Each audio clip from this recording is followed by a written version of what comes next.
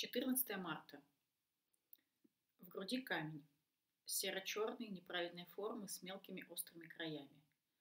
Вытащить его не вытащить, вырывать придется вместе с легкими и сердцем, и пищеводом. Вдруг они мне еще понадобятся.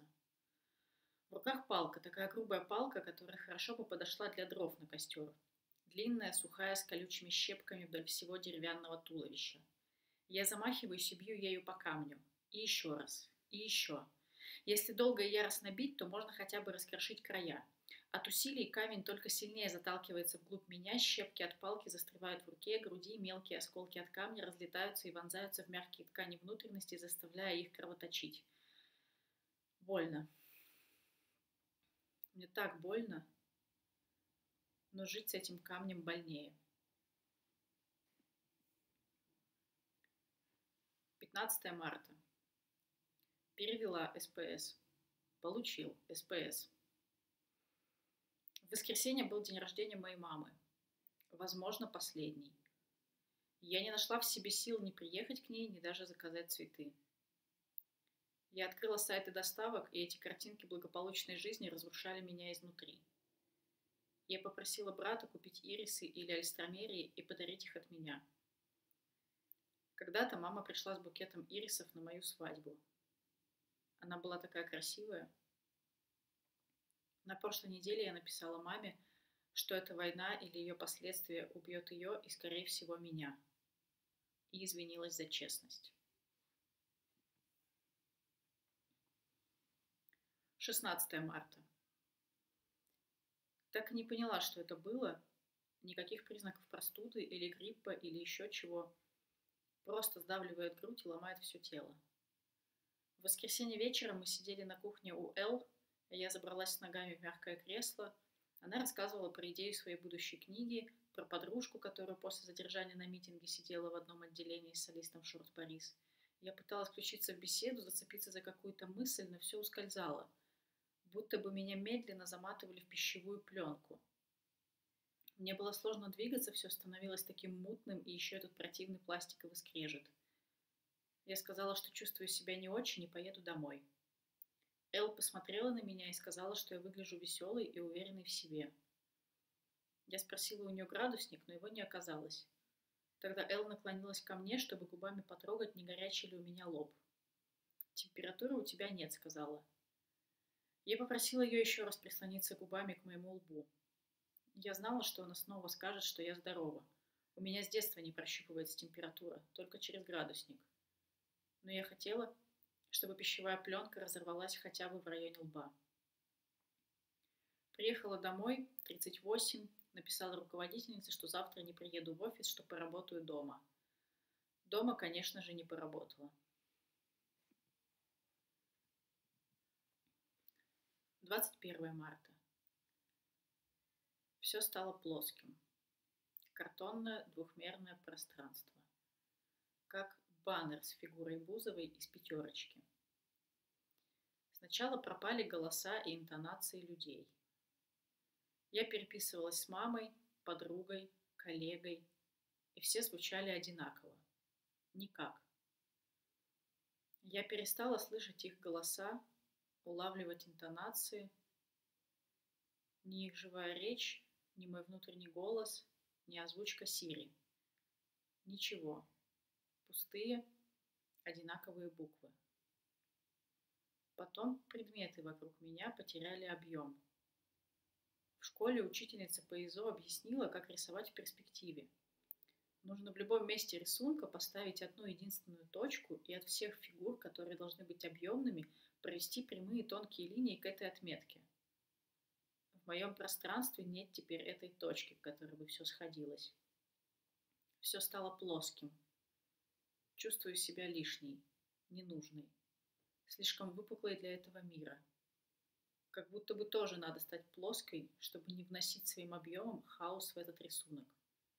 Сжаться. Стать контуром самой себя. На прошлой неделе я удалила текст и все материалы к нему, над которыми работала последние полгода.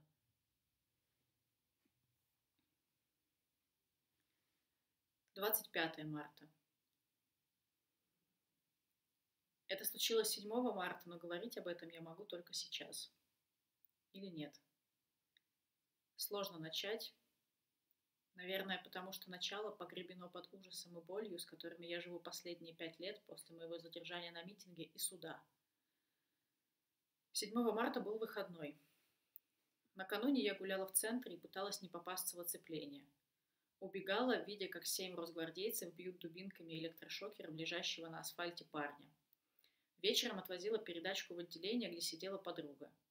Полицейские еще с ухмылкой спросили меня, стоящую перед решеткой с большим пакетом еды и 2 туристическими пенками, не в поход ли я собралась.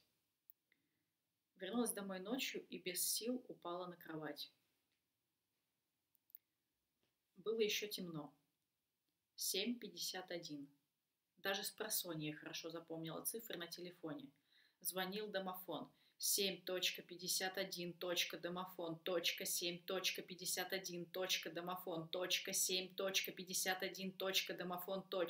Теперь я знаю, что за секунды, которые требуются, чтобы прочитать эту строчку, можно одеться, закинуть в сумку паспорт, загран, ноутбук, телефон и выскочить на лестничную площадку. 7:51. Домофон. 7:51. Домофон. 7:51. Домофон. Когда я была уже в дверях, Г взяла домофон и крикнула, что это курьер. Я колебалась, ведь эшники не будут говорить, что это эшники, но и в домофон звонить не будут. За пару дней до этого я успела оформить заказ на уходовую косметику по нормальной цене и совсем забыла про это. Я осталась. Осталась стоять с собранной к побегу сумкой. Осталась стоять, дрожащая от страха всем телом. Когда курьер протянул пакет, мне понадобилось несколько секунд, чтобы поднять свои окаменевшие руки. Я молча забрала сверток. Стояла и смотрела на него. Стояла, не шелохнувшись, со свертком в руках, и молча смотрела на молодого парня. Тогда он улыбнулся и сказал: «С праздником!» В тот день я поехала орать в лес. 26 марта.